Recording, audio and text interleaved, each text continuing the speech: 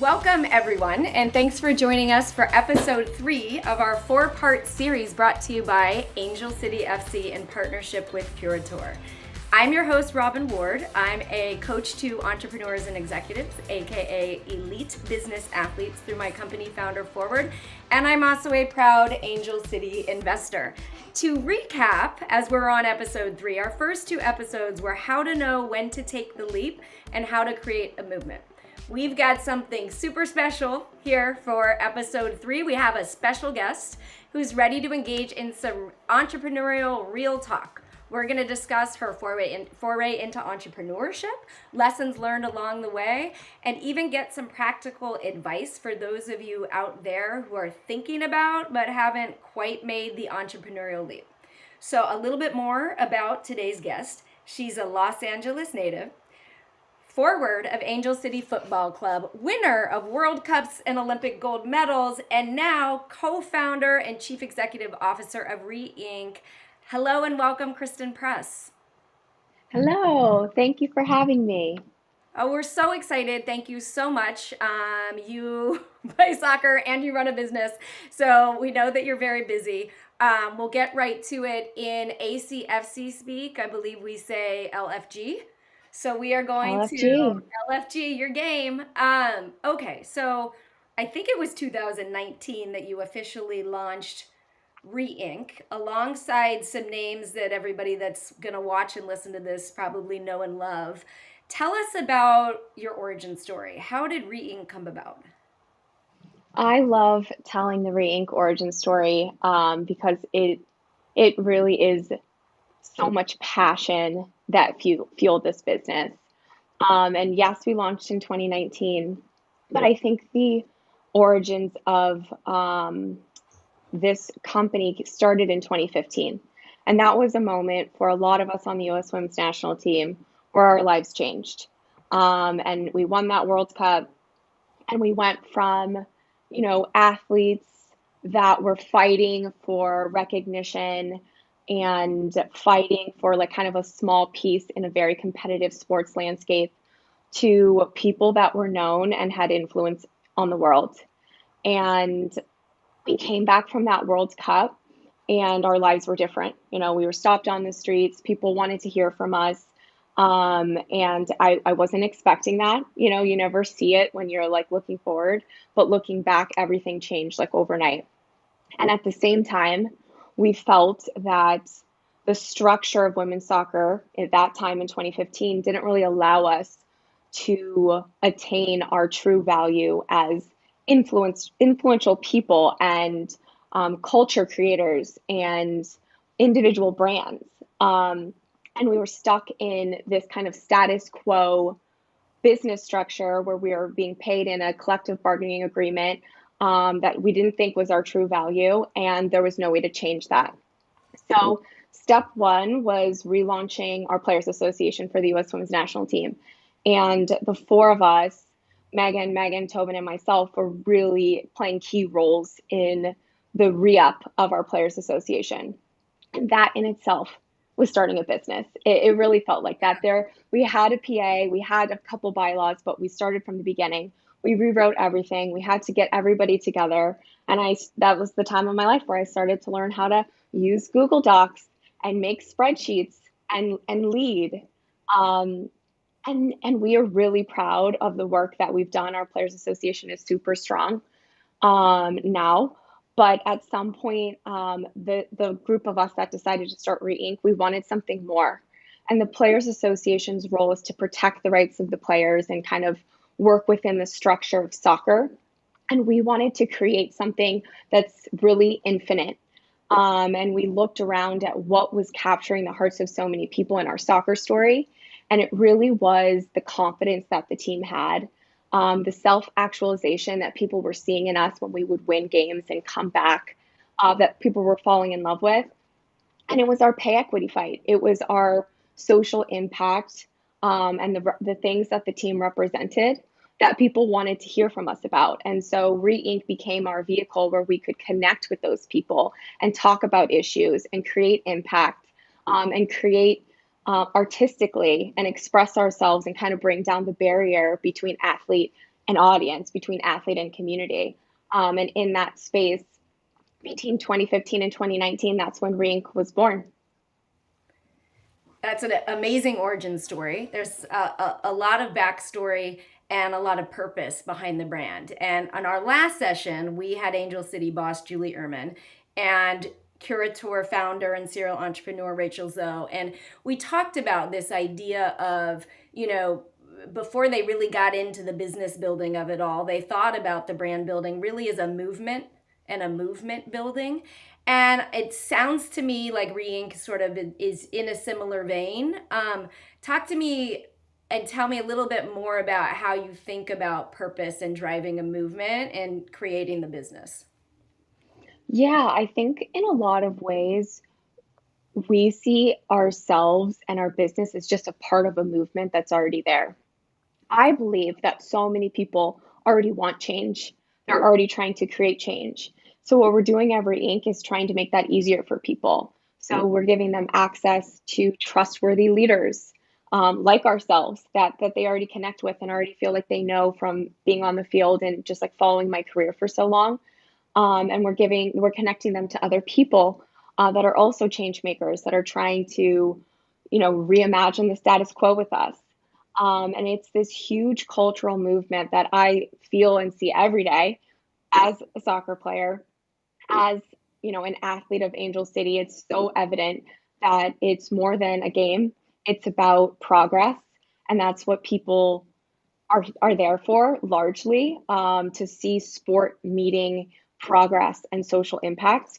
And I think that's like the movement that we want to just elevate, and we want to bring people close together to that. I always say, like, so many of my friends would love to volunteer. They talk about wanting to go to women's shelters and do beach cleanups, but people just don't know where to get that information.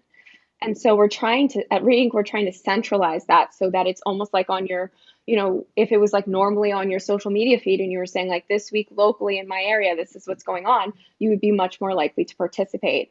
So within our business, we have brought together this global group of reimaginers that work on local social impact projects.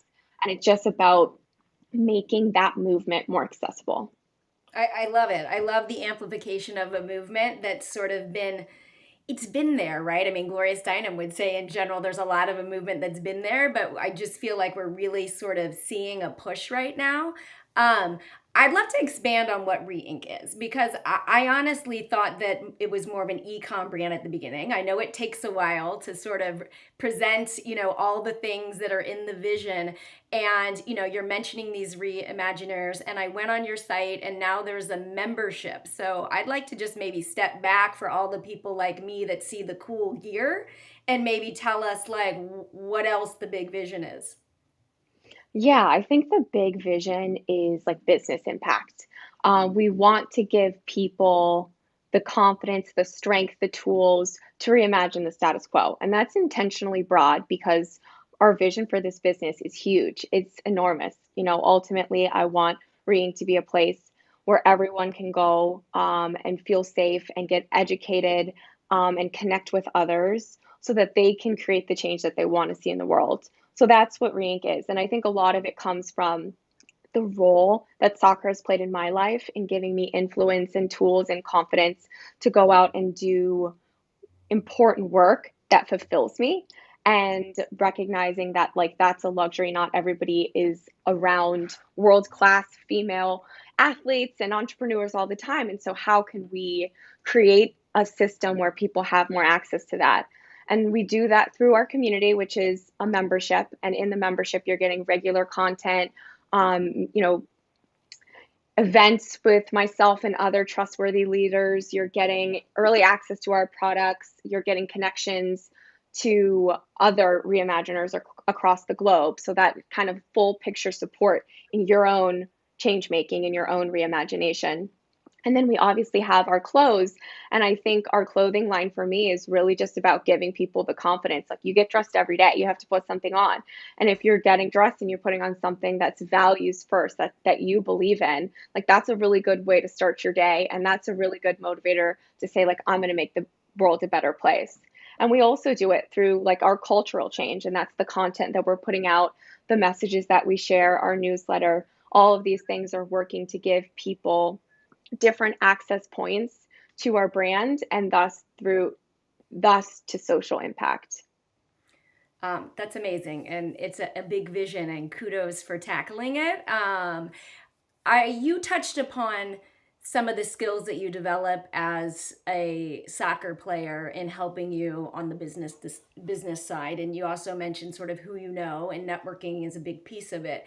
But I'm really curious, what of the skills that you learned playing soccer your whole life, playing at an elite level, that you got to sort of the boardroom and said, oh shit, these skills are really serving me over here as a business person? Relentlessness, like number one. I think as athletes, we're exposed to horrible failure and being called out for that again and again and again. And it just makes us tough. And, if you're sitting in a meeting and your coach is playing back your game 12 hours after you were on the pitch in front of a ton of people and saying, you did this wrong, you let the team down, this has got to be better, that's like normal for us. And I think outside of that, like there's just a little bit more padding around failing and criticism. And so I've noticed in the business world, like if something goes wrong, which happens every single day in business, if not, if it's a good day, maybe you get one and then the next day it goes wrong. I've just noticed that there's a real worry that if something goes wrong, it's more it's more tangible, it's more impactful than I think it is. Like for me, like every day we fail and we continue, and then that's how we succeed. It's that you just keep going through it. And that's what a game is. You make a bad pass, you just Yeah. win the ball back. And sometimes people say, net, that was a great play. Like they don't even remember that you lost Yeah. the ball in the first pass. And that's just business to me. It's just like you see the problem, you fight for the solution, you get as far as you can, and you just go again the next day. And you can't dwell on the hiccups and the hurdles, and you just keep going. So I think like that toughness, that grit is like so important for business. And especially at a startup, you're just every single day that you survive, that you do better than the day before, like that is a huge win, and celebrate that and put your head back down and get back to work. I love that. I would say that if you talk to any VC or person in the company building space, grit and resilience are going to be in a top 5 list of what it takes to really build a company. And so it makes so much sense to me that some of the things that have brought you such success on the pitch like are translating well. So the reverse question would be, what's some new stuff that you've kind of learned on this entrepreneurial endeavor? And also, you're the chief executive officer, right? What's some new stuff that you've learned in this side of your work life that now you're going, oh, this is amazing. It's serving me on the pitch. Hmm. So one thing I wanted to mention is one of my co-founders, a non-soccer playing co-founder, always says businesses don't run out of money, founders run out of energy. And that is like my like mantra of like relentlessness. Like you just keep going, you keep fighting. And then on the flip side, I think the biggest thing that being the leader of Re-Inc has taught me is just like that I am a leader and that I can be that on the field and in the locker room. I think soccer's funny because like your position really affects like kind of your role on the team, like off the field. And I'm a striker, and I grew up in a system where I was like a lone striker. And I always thought it was a little bit of an isolated position. I think of goalkeepers isolated and like strikers isolated. Um, because no matter what happens in the game, as a forward, I try to disconnect from it so that when the ball came to me, I could do my job, which is to score. So my team could be performing poorly, but like I just need to do my job and score the goal, and then everything would work out. So I thought of myself as less of like a central force in a team environment, in a soccer environment. And now that I have business experience and every day I'm, leading meetings, I have to motivate my team. I have to know when to step in and help, and the important no, actually just let them work through it on their own, and that's really hard. But I've been able to bring that to the locker room and help people and stand up for them and be there and realize that I'm capable of more than just like my own singular role on the pitch. I'm capable of being a compassionate human that has a ton of experience, especially on my team and in this league. I'm like one of the most experienced players. So I can share that. And, sports is so competitive that like there was always this sense that like your teammates are also your competitors. Like you fight for spots, you fight for playing time. And I think just working collaboratively at Re-Inc, I've started to like open my heart to like really feel like there's so much more that I have to offer the game of football than just on-field performance. Wow, that's really powerful. It seems like these two sort of big things in your life are really like feeding off one another, and then you're learning and integrating and sort of evolving into, a Christen Press 2.0 or something that's pretty powerful. When it's working, when it's at its best, that's exactly what I want. That balance and that challenge. And then some days I'm like, I can't do anything. Like this is overwhelming.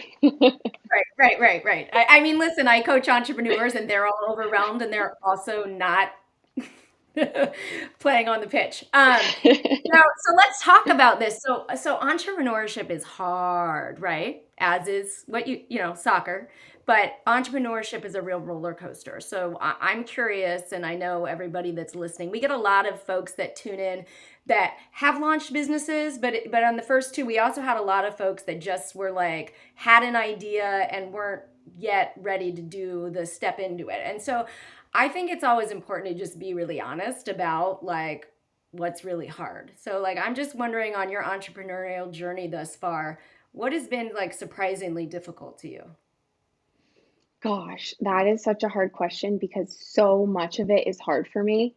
What I love is like learning. That's what I live for. I live to like be challenged and pushed and do something new. And every single day I'm dealing with that.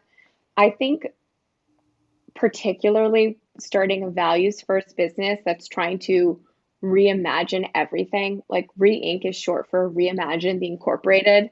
Like we're trying to do things our own way, and I think the hardest challenge is to do that. We meet resistance at every step. We made it an intentional decision. We are going to be as eco-responsible as we possibly can with all of our production. And that's really hard and it's expensive and it makes our price higher. And no, then our customers don't like that. And it's just like it's really hard because the world right now isn't set up to make clothing eco-friendly. It's made up to make it cheap and fast. So, and you can apply that to everything. Um, the status quo structure is just built a certain way, and to go against that, to walk on the road less traveled, like every single step, can be exhausting, and it's a weight on your shoulders, and it's scary too because sometimes you feel alone, like you feel like you're alone out there, and you feel like there was a reason everybody else took the other path, and maybe you're crazy for taking this path by yourself. But that's the motivation, and I think that to do it well, to meet challenge well, you need a lot of self belief. You need a lot of belief in your vision, and yeah, you have to have that fail fast mentality. Absolutely. I mean, you just said all of the things that any entrepreneur would say were the challenges that are happening. And you expressed them so clearly. Where you started, which was just, that you love learning and that you're learning every single day. I always tell folks, uh, launching a business is just as much a personal growth engine as it is a business endeavor. Because in order to grow a business, you have to grow yourself as an Love entrepreneur. that. So it's really a phenomenal opportunity, but you have to be really clear that that's what's happening. And then you have to be intentional and you have to be game, right, to do it, which is really hard work. And not everybody, you know, has either the stamina and or sort of the resilience to do it. So kudos to you for stepping into this arena and also saying chief executive officer over here. Um, Yeah, I love that. I love that. Like the idea that like you're growing a business, but in order to do so, you have to grow yourself. Like that resonates. Yeah, I say to my clients, everybody in Silicon Valley say you got to have 3 to 5 business OKRs a year. Okay, well, what are your 3 to 5 leadership OKRs, right? Like if you need to be growing alongside that, you need to be the person that reimagining, needs 18 months from now. And so, it's hard to often do that work while you're doing the business work. But, a lot of the things you're talking about is about doing the work. So this is an ideal segue for this conversation I can't wait to have with you. So I listened to you on We Can Do Hard Things, which I'm assuming everybody that's going to watch this is listening to that. But in case you're not, that is like multi-hyphenate Abby Wambach, Glennon Doyle's podcast. It's phenomenal. I'm a podcast person. It's a top 5. It's all about, by the way, personal growth. So I actually think of it as a business podcast too. I don't know if they would, but I do. Anyway, so you were on it and you're talking about meditation. And as we're talking about how hard entrepreneurship is, I'm a big fan of presence-based leadership or mindful leadership. And I think meditation is a big component of that, and really just maintaining presence so that you can be maximally resourceful when the things happen, when this is going to be too expensive and what do we do with this person. You really have to be like open and curious, and that comes from deep presence. Meditation has to help on that journey. I would love to hear more about your practice and how you're seeing it potentially help you when you're running the business. Yeah, I think of that moment when, you meet a problem with your business and it feels enormous and you don't know where to start and you get overwhelmed and you get like paralyzed by that. And so then like you can't do anything. And that is what that is like the antithesis of like a present moment like leader. That is what meditation hopefully makes those moments smaller and smaller and smaller as you become more able and clear-headed and solution oriented. Um, so I think like, how my kind of day usually works is I do a early morning work check-in with my team who's New York based. And then I have a whole morning like to afternoon phase of right now I'm doing physical therapy, but that would be practice. And then I do like an evening work check-in again. And what often happens is that I wake up and I immediately jump up and check on my company because they are 3 hours ahead of me. So the first thing I do is like get up and like run to my computer and it's like everything's going wrong and I'm like stressed out. And then it's like, how do I speak to people? How do I how's my tone? How am I addressing things? And so the thing I love about meditation is it's just like it's like a discipline. So it's like instead of jumping from my bed and like coming here and like just like going nuts on everybody, it's like telling me that I'm a full human, that I have to be nourished to be able to nourish. And so there's this separation. It's like I go from my bed to my couch, I meditate. I'm thinking the whole time like what's going on with Bree, right? But I get that space. And then when I come, there's just perspective. It's like whatever happened with the business, tomorrow I'm going to wake up and meditate. It's going to be the same. So it might feel like this astronomical event that is going to destroy the business, but it's really just a small problem that gets addressed and things happen. And my meditation is so consistent that it's like no matter what happens, like I can come back to that. That's sort of like the mantra. And you can come back to this moment. And it allows problems that seem really big, when you have to change your team and transition people out and find new talent and give people trust, these things that are really hard, it makes it feel less absolute, less final, because everything's transient and everything's changing and you can make one decision and it be wrong because there's going to be another decision and you have to make a decision.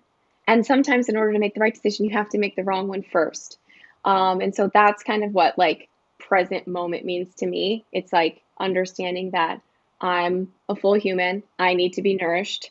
I need to be at my best to do my job. I'd rather do it in an hour and well than do it right now and poorly. And how do you fill up your cup so that you're constantly working at your optimal state? I love all of that. In a nutshell, I call that leadership is an inside game, right? It's, you can't be a good leader of others if you don't first have your own great leadership program down, which it really sounds like you do. But I hope people that are listening will take this away. Um, I coach a lot of engineers, and sometimes when we talk about mindfulness or presence, they sort of go to the woo woo aspect, and that's amazing if meditation or mindfulness is part of somebody's spiritual experience. But what we're really talking about is neuroscience and neurobiology, right? And how to really like get in tune with what's happening in the moment and how to regulate your emotions and your mind. And so I feel like if more people understood that, we would have more entrepreneurs meditating. Somebody should create an entrepreneur specific app, right? Like meditation just for all the entrepreneurs that really need to understand that it's going to make you a better business leader. Talk to Christen And Press. She will then, tell oh my you. gosh, I was going to say, and then whoever starts that, then they should get you for advice. Okay, I'm in. That seemed great. Okay, so something else I talk with all my founders about is building a bench, right? So an entrepreneurial bench. This thing is hard. You said it before, like even people with 4 co-founders, 5 co-founders, 6 co-founders, you will hear the same thing. This is a lonely experience, right? And so why go it alone? And so I'm like, who's on your bench? Get a bench. I count as people's bench because I'm a coach. People that have nutritionists, that count. People that go and aren't experts at, digital marketing acquisition, go get an expert there. Peers that are also building companies so that you can kind of call each other and cry at night, right? Whatever you need, that's a bench. So we kind of know who's on the Angel City bench. I'm wondering about the entrepreneurship bench, and I don't mean names of people. I just mean like conceptually, like describers of have you kind of put a team together that's helpful for you in life. Well, since I decided to be a CEO with absolutely no idea what I was doing or how to run a business or any business regimen or background, I have a very robust advisory board. Like it's, in the tens of people because I pretty much need an expert at every single thing because I bring expertise at soccer and maybe a little bit of like leadership and hard work and, like a lot of the intangibles, but I need knowledge and experience. So I look a lot for, female CEOs because I think that's really important for me to have that mentorship. I am working with someone that really helped in our pay equity lawsuit, Molly Levinson, because I think she gets that thing we were talking about, like the movement. That's kind of her role is like understanding the larger context of what we're doing. We have an amazing set of advisors that really helped us like build the brand ethos and the logo. So it's like anything like the finance. We have our co-founders that are, former, business owners, former investors. So the bench is huge because exactly That's what you said. It's like, amazing. yeah, and I need more because Right. that's the So best way to learn. Find someone it smarter than you, is. find someone who knows more than you, has done it longer. And I just try to extract as much as I possibly can and apply it, learn it in the morning, apply it in the afternoon. I love that. And I think great entrepreneurs aren't afraid to, well, humility is right up there with resilience, I think. And it's really important to just know what you don't know. And then, the name of the game is just to be resourceful and find ways to know it, right? And so, that's in the realm of knowledge. And then again, there's other areas that also count as a bench, which would be, how are you taking care of yourself or your health and all of that stuff. But I think it's a really interesting concept for entrepreneurs to think about, like who's on their bench and like where do they need help, and to like not have any shame about it, right? To kind of like Hmm. celebrate the bench. um Yeah, so I love what you said because I think of because I also as an athlete I have a big bench, like I have yeah. sports psychologist, nutritionist, physical therapist, like everything. But I never really thought of that from like my re-ink leadership side. Like I think, because I already have to take really good care of myself to Yeah, so you physically have, do my job yeah. as a soccer player. But I wonder if there's like gaps that I can even find of like my personal help that I could get to make sure I was well as I could be from like as a business leader. I think that's really important. Great. I do too. I think it's really interesting. And I get that you sort of have like the health stuff covered, but there's other stuff, right? And one of the things that I'm happy that people are talking about more is coaching's become really popular, but people in the startup world are talking about mental health now more than ever in a way where I feel like it's really taken the stigma away, and I think it's a really important conversation. I know that that conversation has been happening in sports too. I'm wondering if you have any thoughts on maybe just our general destigmatization of mental health. Yeah, a ton. This is like something I like. This is like a passion of mine because both in the business world and in the sports world, there's this like American culture of toughness that I think it's misconstrued. Um, because I think there's like a place for discipline, and not everything in your life is going to be enjoyable, and you're going to have to do hard things and get uncomfortable. But then there's this like glorification of suffering that, if you put your head down, you grind through it every day, and you hate your job, and you're just pushing yourself, that makes you tough, or that makes you a great athlete. And like in soccer, you have to physically push yourself to the point of suffering almost every time. But I believe in bliss when I play. I believe that I can reach those same levels of physical output without suffering if I mentally am stronger and like kind of a little bit more living at like a higher level of consciousness. I believe that I can use bliss and presence to not suffer and achieve those same things. I just think that the normal route is like normalizing suffering. And so people think that's what you have to do to get to this level, but I believe in another way. And I think that applies to startups too, like no boundaries, like no time off, always like that's not good. And I think part of what helps me so much is that like no matter what happens at Reinc, I have to put it down and focus for 4 hours during my day, like minimum on soccer. So no matter what's going on, I have that natural turn off. But everybody needs it.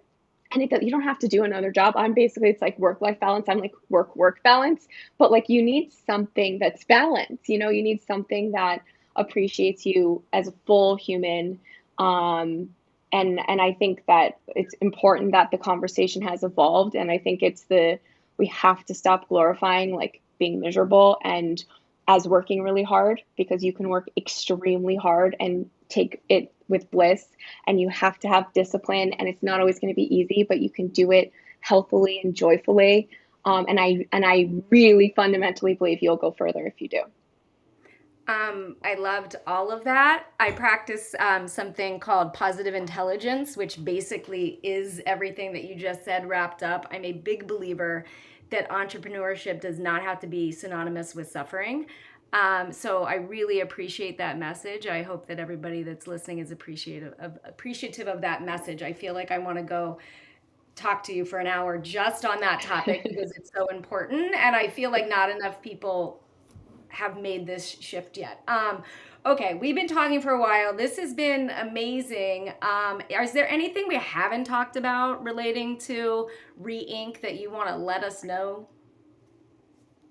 Well, we do have our upcoming collection. It's secret right now, but it's coming up in November, and we're also going to be doing a retail pop-up that I'm going to be at in New York City sometime in November. So hopefully the New York people will be able to see some of my community, and you can come out and check out our business for Inc. Okay, so how do we know this? We follow you on Instagram. What's your handle?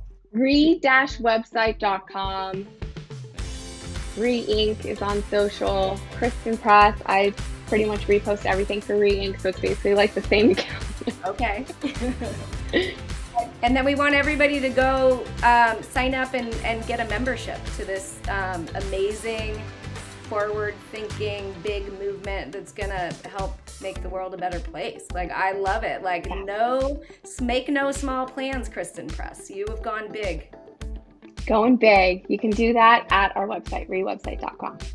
All right. Thank you so much. Thank you.